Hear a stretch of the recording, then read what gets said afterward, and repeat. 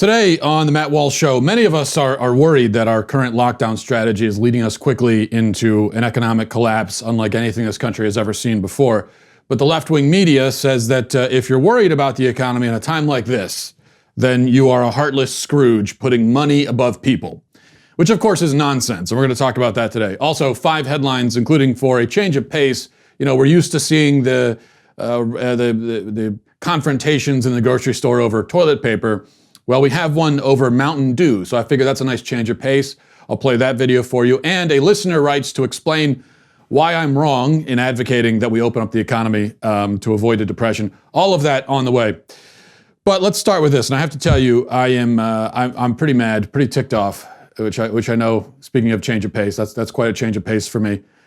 But listen, I think a person can take any number of positions on this crisis and what the best path forward is, and any idea, any path we choose has the potential to result in suffering and death. In fact, that's going to be part of the package no matter what we do. That's the situation that we're in. That's the reality of it. We have to face that. We can't hide from it. So I'm not going to get angry at anyone who has really grappled with this and come to a conclusion, however tentative it might be, even if that conclusion is different from mine, because we can all, as honest and compassionate people, there are many different ways of looking at this thing. But what I'm seeing, especially from people in the media, is a bad faith, dishonest, disgusting effort to shout down those of us who suggest that perhaps it's not a good idea to deliberately crash the economy, to deliberately cause a Great Depression in order to stop a virus. What I'm seeing from these people, again, many in the media, is an attempt to make a caricature of our position, which is a reasonable position and a serious position.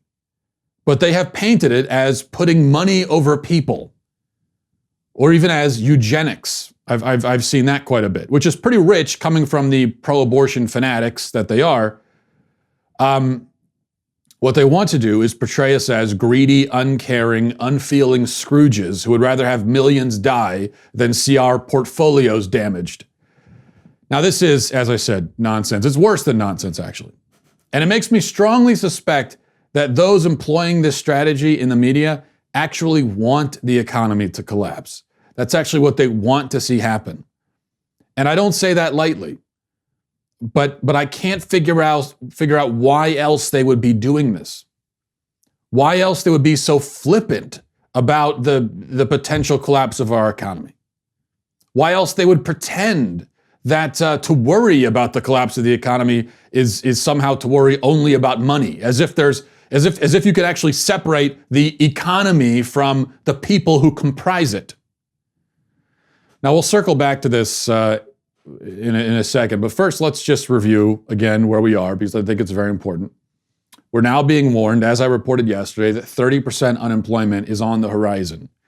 Very, very close on the horizon. The collapse of the commercial mortgage market could be close behind after that. And these are just the relatively immediate consequences of closing thousands of businesses for an indefinite period of time.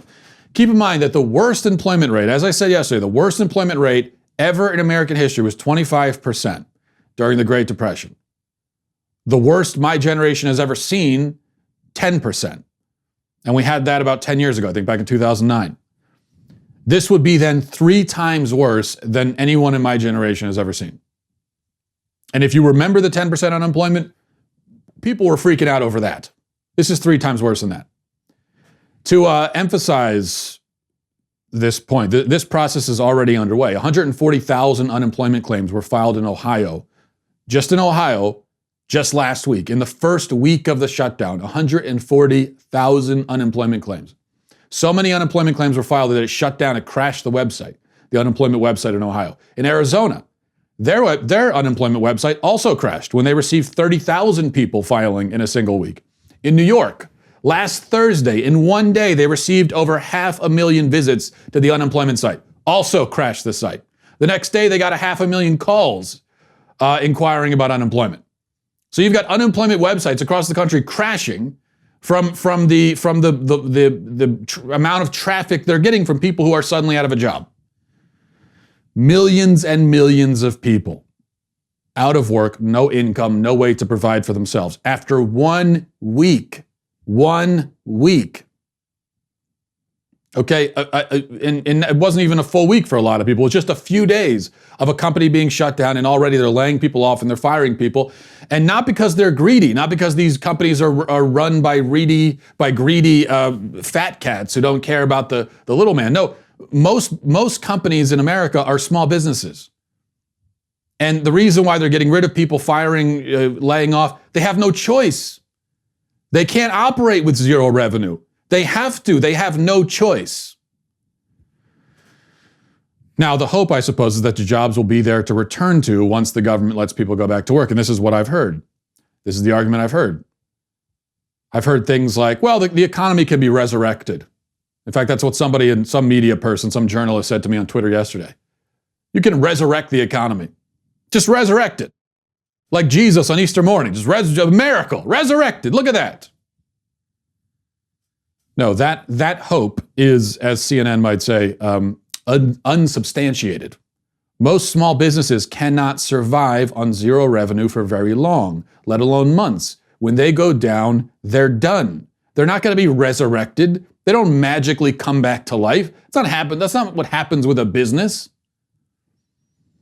Even the significantly larger companies are going to have to downsize. And when the government says, okay, you can go back to work, it's not like the past however many weeks and months disappear like they never happened.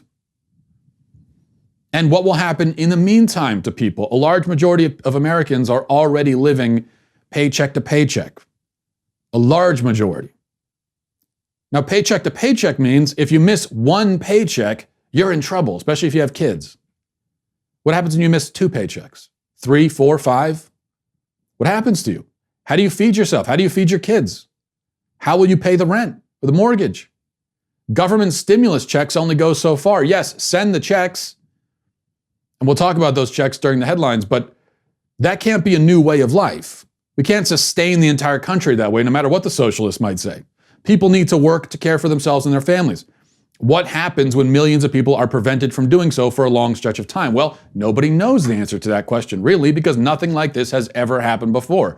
No government, as far as I'm aware, has ever willfully plunged itself into a depression, obliterating its own economy on purpose in order to prevent some other potential calamity. If we go that route, we will be the first to ever try it. Along with the other countries some other countries in the world right now that are currently trying it too. That's a whole other aspect of this thing that we're not even talking about. We're just talking about America crashing its economy. What happens when a bunch of other economies crash also at the same time across the globe?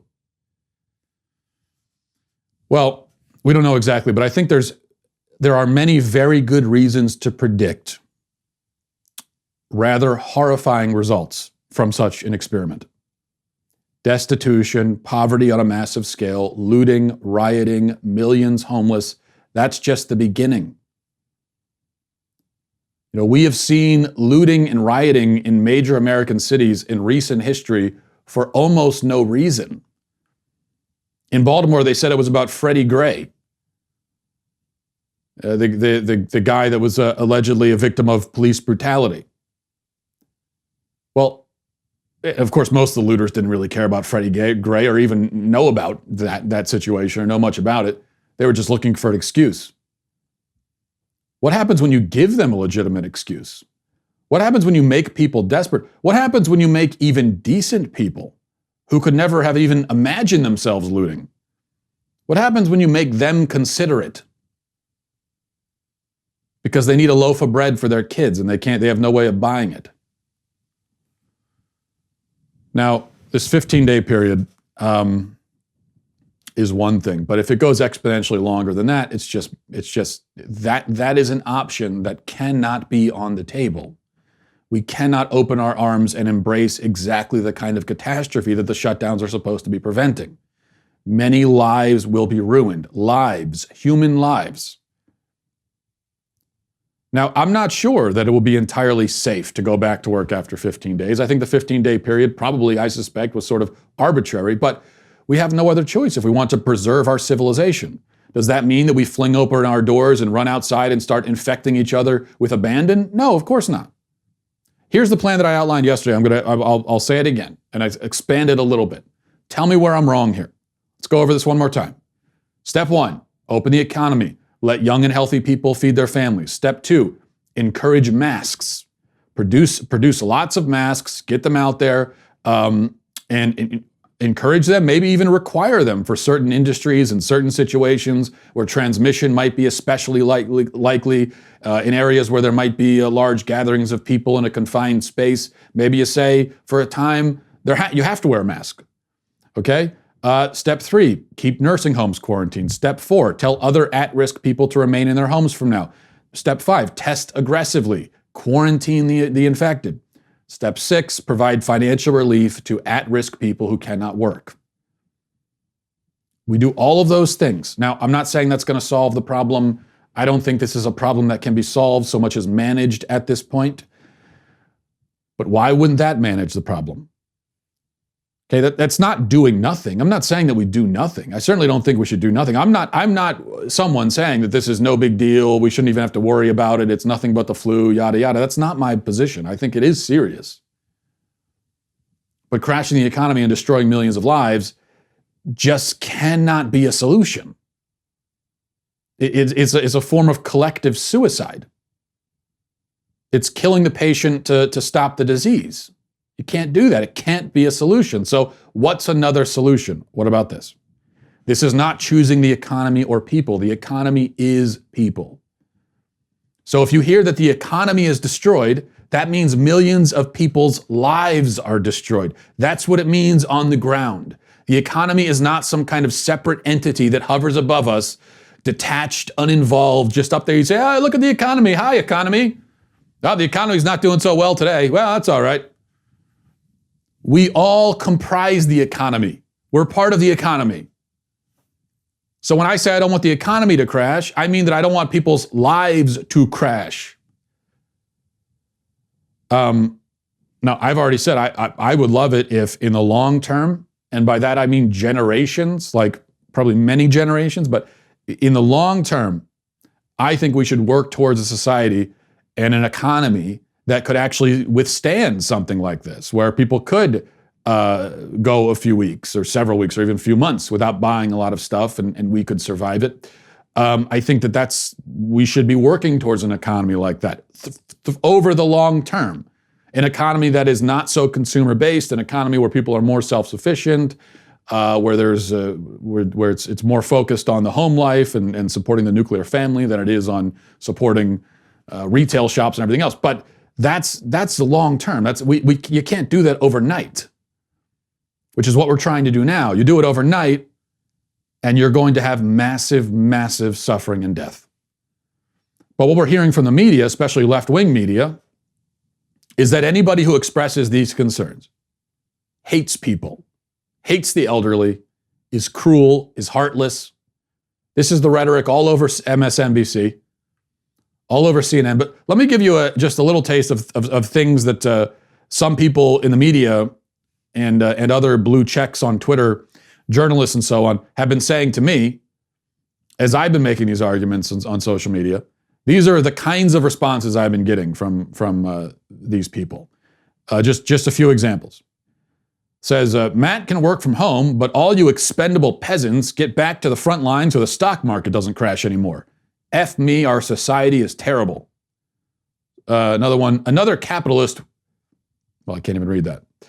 The implication is I'm a capitalist and I have a fetish for mass murder. That's what it's said. This is mass murder that I'm advocating. Another one, we're going to hear this slime ball take a lot soon, but there's too much money at stake to not let people get infected and die. Someone else, so throw the bodies of service and industrial workers at the virus while people like Matt Walsh continue to work from home because they can. Sorry, expendable young people, but capitalism would like to carry on, so shut the F up and go back to work. I care about people not dying. You're a fool. so on and so on. You get the idea. If you say that we have to take steps to make sure there's not a depression, you don't care about people dying. You in fact are in favor of mass murder. You're throwing young people and the elderly off a cliff, essentially sacrificing them for your own bottom line, your 401k, your portfolio, your stock options, and everything else. Now, I am saying, not just me, lots of people are saying, if the economy crashes, if we become the first country ever in history that chooses to crash its own economy, the result will be catastrophic for people, for working families, for parents who won't be able to feed and clothe their children, not just for the stock market, not for portfolios, for people, actual people, not just 401ks. Although, by the way, 401ks are pretty important.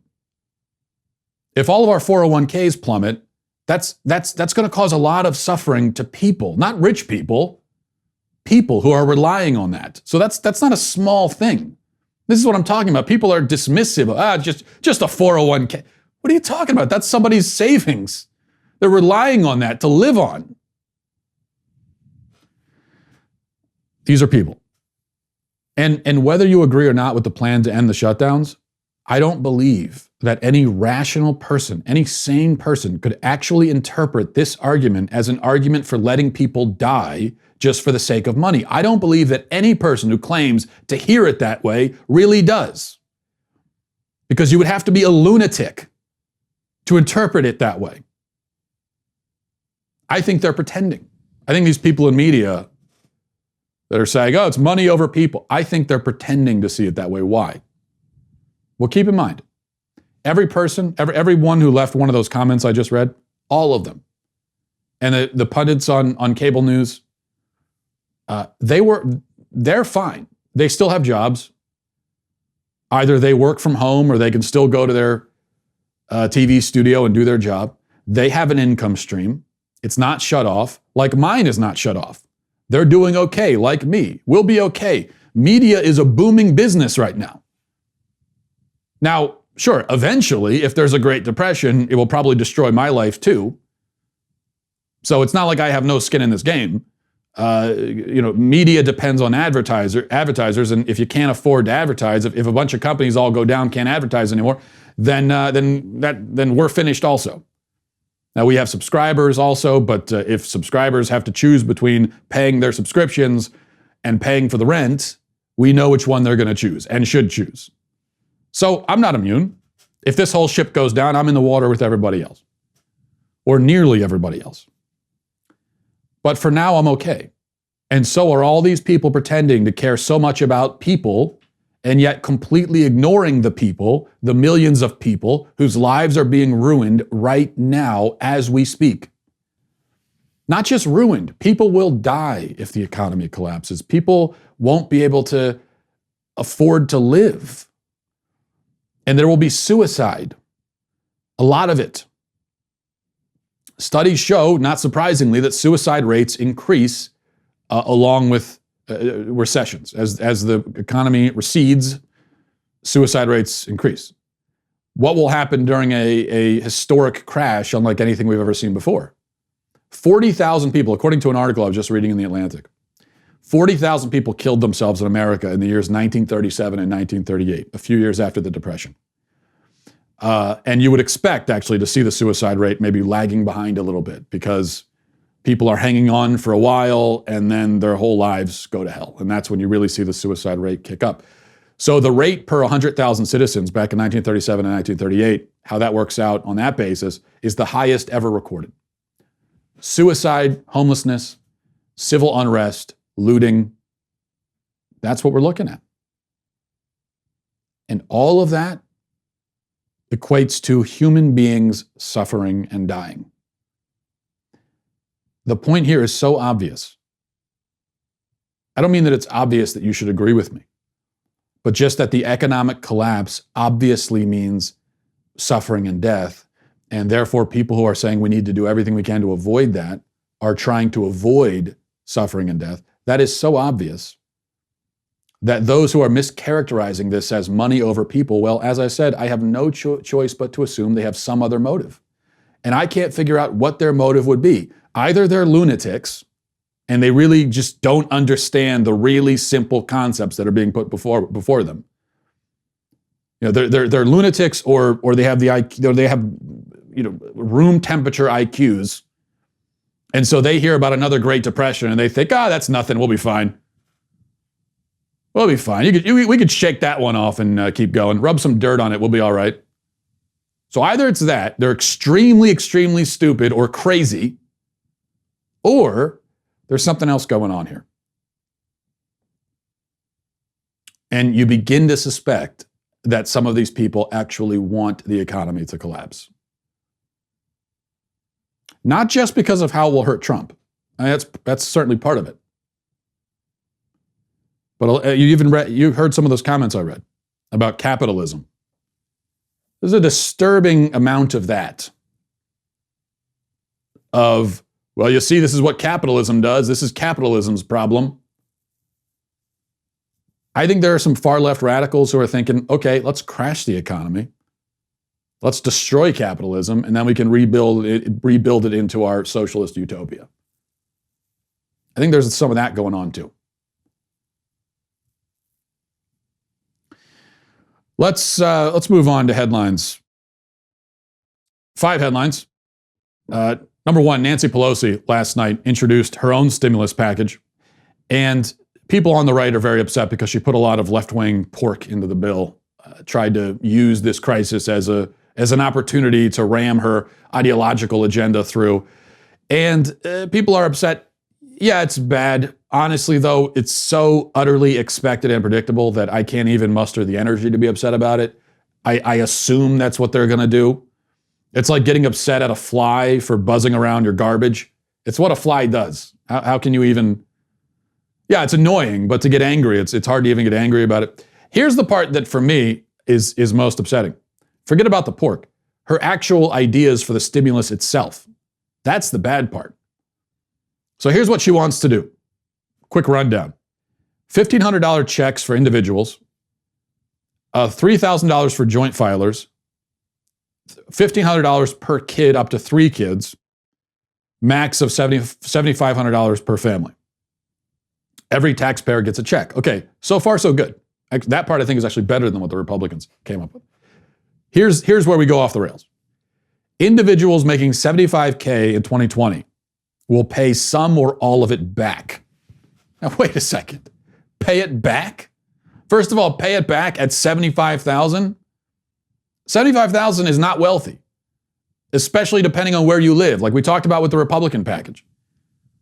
This is one of the problems with trying to do this kind of means testing thing. It really depends on where you live. $75,000 around New York is not wealthy.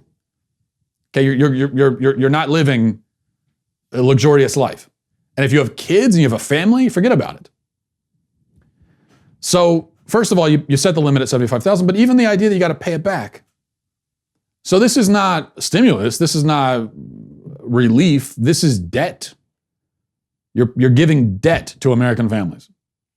So to American family, you're giving them $7,000 of debt.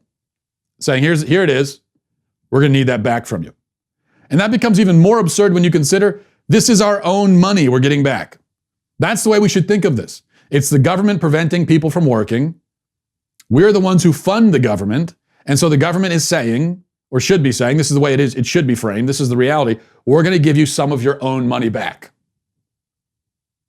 But now what they're saying is, we're going to loan you back your own money that you gave us, but you're going to have to repay your own money back to us that we gave you. So you have to repay the repayment. I find that ridiculous. Number 2, well, you've heard about people panic buying toilet paper. What about panic buying Mountain Dew? I don't know if this video will spark a run on the soda aisle. We'll see. But video has surfaced of a man in Kentucky yelling at cashiers at a Kroger because they won't let him buy over 500 cans. I think it's 552 cans of Mountain Dew that he wants to buy. They won't let him buy it. Apparently, when the video picks up, he'd already bought a whole bunch of boxes of Mountain Dew, put them in his car, had come back for another round, And that's when he was told, okay, we're cutting you off. And now, before I play this clip, so we've got a guy trying to buy 552 cans of Mountain Dew. I want you to imagine in your head what you think this guy will look like. This is always a fun game. A guy who tries to buy 552 cans of Mountain Dew during a pandemic. That's what he's hoarding, is Mountain Dew. Imagine that. Just put his image all in your mind. Sketch the, do the little kind of police sketch in your mind of what this person looks like. Hold that image in your head. And here's the clip. Straight up lie. What a liar! He's supposed to lose his mind over Such a liar. some Mountain Dew. I can Over leave some another Mountain Dew. comment. I'm telling you, you're such a liar. You just told me just now that I can go outside and come back in and get the drink. But you don't, That's what you just said. But that's what you just told me. Come on, this ain't even worth it. She just told me. I know. Wow. Just give me You the are so card. rude. No, just. You are so rude. I don't even see how you have a job. You nailed it, didn't you? You had that guy pegged, especially the hairstyle. That is the hairstyle of a Mountain Dew drinker. And no disrespect, okay? This is not any, because listen, if you heard about a guy breaking down in tears at the liquor store because he wasn't allowed to buy 500 bottles of Goose Island IPA, you would expect him to look like this. This is what you would, in fact, you would expect him to be me. That's what you would expect. So we all look like what we drink, I suppose. And so that's what that is. All I can say, though, is that the cashier saved that man's life, because that much Mountain Dew would kill a whole herd of elephants, let alone a human being. And I'm not even kidding. This one can of Mountain Dew has 46 grams of sugar and half the caffeine content of a can of Red Bull. So you throw 4 or 5 of those back in a day, think about the amount of sugar and caffeine you have just put into your body. Also, there's the problem that Mountain Dew tastes like somebody mixed club soda and goat urine with half a pound of Splenda. And that's the other problem. It's not my favorite thing in the world. Number 3, and the latest cancellation due to the China virus, or postponement at any rate, is the Olympics. Reading from Fox News says the global spread of the coronavirus has forced the Tokyo Olympics to be postponed until next summer at the latest. Japan's prime minister announced. He said that he and the International Olympic Committee President Thomas Bach came to an agreement to postpone the games. The latest the event can take place is the summer of 2021. Number 4, people on social media are beginning to panic over another virus in China, the Hantavirus. There was reports of a man dying on a bus. Now, I mentioned this here, and when I saw on social media, it was the #1 trending thing, Hantavirus. So I mentioned it here only to tell you that if you did hear about it, there's no reason to freak out or worry. It is not spread from person to person, says the CDC. It is not a pandemic kind of disease in that way. Here's how you get it. You get it from interacting with the feces or urine of rats. Interacting with. So don't do that. And that's a good, even without the Hantavirus, good general principle. If you see the feces or urine of a rat, don't interact with it. I really wouldn't do anything with respect to it. I don't interact, don't have a conversation. Just keep on moving. And you have to ask, how did this guy get it? Well, in fairness, you could get it from inhaling. So if you had a rat feces, rat feces all over your floor, you were sweeping it up, you could inhale it, get it that way. But they do also eat mice and rats over in that part of the world, so who knows? And that's why China is sort of becoming a bit of a pandemic factory. Number 5, finally, this perhaps is less of a global news story and more of a, perhaps more sort of a regional news story, but I do have to report, because I know you want to hear, that the score is now 2-0 against my wife in our quarantine board game duel. A report suggests that we played Scrabble 2 nights ago, a game in which I surged back in a heroic come-from-behind victory, thanks in part to playing the word jeet on a triple word score. The word jeet is a legitimate Scrabble word, G-I-T-E, and as you know, it is a small furnished home in France. That's what everybody knows, that's what that means. And I put that on a triple word. That's kind of how I sealed the deal at the end of the day. I had to really dig deep into the Scrabble dictionary like that, and I did win the game. And then last night we played Stratego, a game which I dominated from the very first, from the whistle, assassinating my wife's general, killing her spy, decimating all of her high-ranking officers before dramatically capturing her flag in a show of strategic brilliance that I think will be studied by military schools for centuries to come. Now, I know a lot of people are playing board games during quarantine, and just be glad that you are not quarantined with me, because I am widely regarded as the greatest board game champion, certainly in the country. And when I say widely regarded that way, I mean that I regard myself that way, and I tell people this all the time. And when they hear me say that, the first thing they probably think is, what a sad life this pitiful man must lead. And that's probably true. But in any case, that's the headline. The news you were waiting to hear. Now let's go on to our daily cancellation. Today we're canceling all of the media outlets that tried to blame President Trump for the fact that a couple in Arizona decided to drink parasite treatment for fish in order to prevent the coronavirus. Now, the man unfortunately died. The woman, last I heard, is in critical care in the hospital. So it's very sad. But they drank parasitic treatment for fish, and that's what happens. Now, and this is very sad. As I said, it's not really newsworthy. And it certainly has nothing to do with Trump. But the media reported this story breathlessly last night because they thought they could pin it on Trump. And here's the NBC report on it, and I'll show you this. You'll understand how they're trying to connect it to Trump. I want you to also pay attention. How long does it take the reporter to mention that they didn't take the medicinal form of this drug they were looking for, but they took it in the form of something that you would buy at PetSmart? How long does it take him to actually mention that? Here's the clip. One other development this morning, an Arizona man has died after he took chloroquine phosphate because he believed that it would protect him from the coronavirus. You may recall the president has been talking about chloroquine in a tablet form, which is a malaria drug, which he believes could in fact help people who are struggling with the coronavirus. We talked to this man's wife, who is now also in the ICU, about how and why he took this particular chloroquine phosphate. Did you see the president's press conference? Where did you hear about? Yeah, we saw his press conference. It was on a lot, actually. And then what? Did you seek out chloroquine? I had it in the house because I used to have koi fish. So this particular form of it that he took was used to kill parasites in fish, apparently. As you know, the FDA is looking at whether chloroquine could be used. It's a malaria drug, could be used to help people with coronavirus, but not in a raw form, certainly not in the form that you would use to kill fish parasites. Okay, Trump mentioned chloroquine. They were looking for that, and they took some. And then when we're well into the news report, we're about a minute in, that's when the reporter says, oh yeah, by the way, it was a fish treatment. It was parasite treatment fish. That's what they took. It wasn't a medicine. So this would be like if I said that drinking an alcoholic beverage at night can reduce stress, and then you went home and drank a gallon of nail polish remover and died, and everybody blamed me. Or if I said that petroleum jelly is a good way to treat, if you have dry skin, use some petroleum jelly. And then you went home or you went to the gas station and smeared gasoline all over your face and went blind.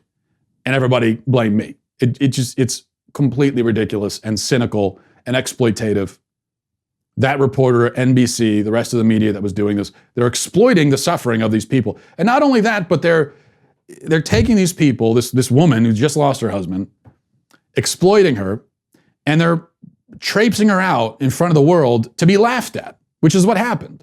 Now you got all these people on social media laughing at them, mocking them, which is inevitable with something like this. And of course it is an enormously foolish thing to do, obviously, but at the same time, somebody died, so it's a very sad thing. I can see this being a news story locally in Arizona. Maybe the local Arizona affiliate will pick it up, but this is not national news. The media doesn't care, though. We're going to take these people, use them as pawns, use their suffering as pawns, put them out in front of the world to be laughed at and mocked. all for the sake of landing a blow on Trump. It's despicable. Evil. Let's go on to emails. And if you become a Daily Wire member, you can always send an email to the mailbag, so I would encourage you to do that. This is an email from Stan. It says, "Hi, Matt. I need to address the nearly hairless elephant in the room. What happened to your beard, man? You do the show on Monday with your luscious beard almost completely gone and don't even offer an explanation. I feel betrayed. You are no longer a fellow beardsman. I do not know you."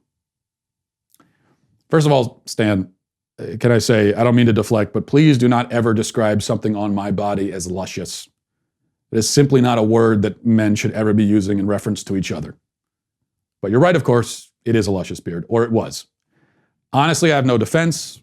I can only throw myself at the feet of the Beardsman Council and beg for your indulgence, which is a thing, by the way, as we all know, for your indulgence and forgiveness. All I can say is it was a moment of quarantine-induced mania, or QIM, as it's called now in the psychiatric community. And here's all that happened. I was getting ready for the day. I'm going a little stir crazy like everybody else is. Getting ready for the day. I'm in the bathroom. On a whim, I grabbed the clippers and I sheared my beard right off. I don't know why. I really don't know why I did it. And then when I realized what I had done, I dropped the clippers. A very dramatic moment. I dropped them. I stared in the mirror in shock. I said, oh God, what have I done? I broke down on the floor, weeping hysterically. Then my wife came in. She found me sobbing in the fetal position on the floor and said, again? It was just a bad time all around. It was a really bad time, but all I can do is try to grow the beard back. And I'm also afraid that, because we hear about how beards spread disease during the coronavirus, so I'm afraid that I have contributed to the stigma of beards by trimming mine during a pandemic. I didn't intend to do that. I want to make that very clear. This is from Owen. Says, "Hello, Matt, longtime listener." This is our Why You're Wrong email for the day. This is from Owen. Says, "Hello, Matt, longtime listener and fan of your show. I disagree with your takes often, but very much enjoy listening to the logical presentations of the arguments you make, which forces me and your other listeners to think critically about our own arguments with regards to our core beliefs, which I think too many people engage in. Too few people engage in, we should say. My question is in regards to what you said on your show today. You said that the mitigation of the loss of a single life is not worth the economic hardship that would befall everybody given the alternative that the government is currently implementing. On a microeconomic level, how exactly is this different than an individual who has fallen on economically hard times deciding to get an abortion simply for the sake of the economic gain received by doing so? You said that there's obviously a line, a number of human lives lost, in which the argument would tip to one side or the other, but this kind of cold utilitarianism seems generally out of line with the moral arguments that you yourself often make regarding the inherent value and preciousness of human life. To put simply, are there any conditions in terms of an individual's economics under which you would condone an abortion? And if not, how is this any different than a larger scale version, albeit much larger, of a similar scenario playing out right now, in which you say that a certain number of deaths are acceptable if it keeps millions out of poverty? The death of a single individual is unacceptable for the economic gain of the individual, but the death of thousands is acceptable for the economic gain of millions? Is it just the scale alone? What if 1,000 abortions happen for the economic gain of millions? I don't know exactly how that would be the case, but you see my point, obviously. Well, so there are a few things there. Good question. Good points. I think there are a few things to consider. And so we've got kind of a ends justify the means versus principle of double effect thing here, which we've talked about on the show before, because it seems to come up a lot, these ethical disputes and quandaries. There's a big difference, okay? A number of differences, but let's focus on one. An abortion is the direct, intentional killing of a human life. You are directly taking human life. You're killing somebody. What I would say is that it is never okay. It is never ethical. It is never moral to directly kill an innocent human life. Never okay. There could never be any benefit that would make it okay because it's inherently wrong. And I don't care if killing one person will make everybody else in the world millionaires. Doesn't matter. That couldn't even begin to make it okay. But what we're talking about here, with the plan that I'm proposing, others are proposing, of we start to open the economy up, we take steps, we take precautions to try to stave off a mass outbreak that kills a lot of people. We're not talking about directly killing people. I'm not saying that see, the analogy would be if I was suggesting that we go and just kill everybody who has the disease in order to stop others from getting it. That obvious. Now, even if I could prove to you and I could show that doing that would be economically beneficial and would be beneficial to public health, which maybe it would be, that obviously would be gravely immoral and psychotic. But we're not talking about that. We're talking about doing our best in a difficult situation to preserve, as many lives as we can, while also staving off suffering and the collapse of human civilization, of American civilization, as much as we can. So those are the two things we're trying to balance. We're not directly killing anybody. So directly killing someone, an innocent person, because you think it's going to benefit you or benefit others, that is an ends justify the means approach, which is wrong. What we're talking about here is more a double effect situation where I'm saying we do a good thing. The good thing is allowing people to work and feed their families. Good thing, which may possibly have a negative, even a potentially very negative side effect. But we're not doing the negative thing in order for the good thing to happen. We're doing the good thing, knowing that a negative thing may come from it. Which is the same calculation. Now, those who are saying, let's keep it locked down, they're making the exact same calculation. They're saying, okay, we're going to keep it locked down to try to save lives, even though it's going to crash our economy and many millions of people will suffer and die because of that. So either way, you're stuck with that kind of calculation.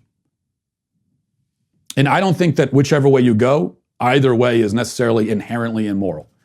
I just think that it's certainly a lot more prudent and will probably be more effective and will preserve more lives and stave off more suffering if we go the route of opening things up again and taking the precautions that I just mentioned.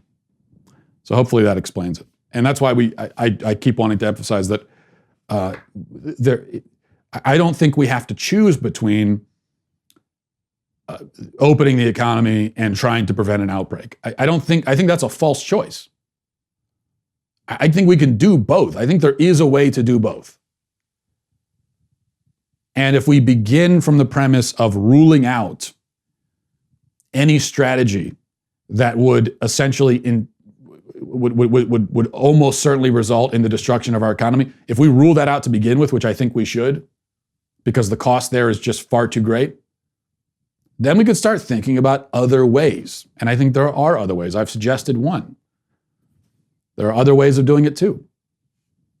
There are even other rather strict and arguably draconian laws that could be put in place while still allowing people to work and feed their families. I mentioned the thing about the mask. There are some people suggesting there should be a nationwide mask law, that everybody has to wear masks when they go outside. Now, I'm not suggesting that. I don't know how that would be enforced. I also don't think we have enough masks to even do that.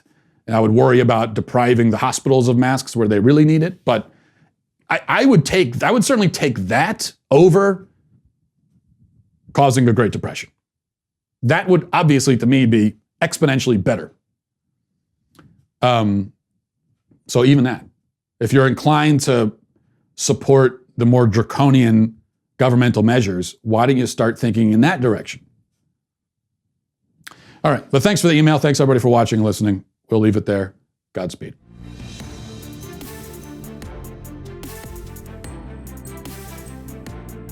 The Matt Walsh Show is produced by Sean Hampton, executive producer Jeremy Boring, supervising producer Mathis Glover, supervising producer Robert Sterling, technical producer Austin Stevens, editor Danny D'Amico, audio mixer Robin Fenderson. The Matt Walsh Show is a Daily Wire production, copyright Daily Wire 2020. House and Senate Democrats torpedo a bipartisan coronavirus relief bill, raising an important question. If elected Democrats aren't taking the pandemic seriously, why should we? We will examine the political shenanigans and the light at the end of the economic tunnel. Then the mainstream media spread a story of a man dying from the drug touted by President Trump as a possible cure for coronavirus. The only problem with their story is it's completely false. we'll take a look at what really happened. Check it out on The Michael Knowles Show.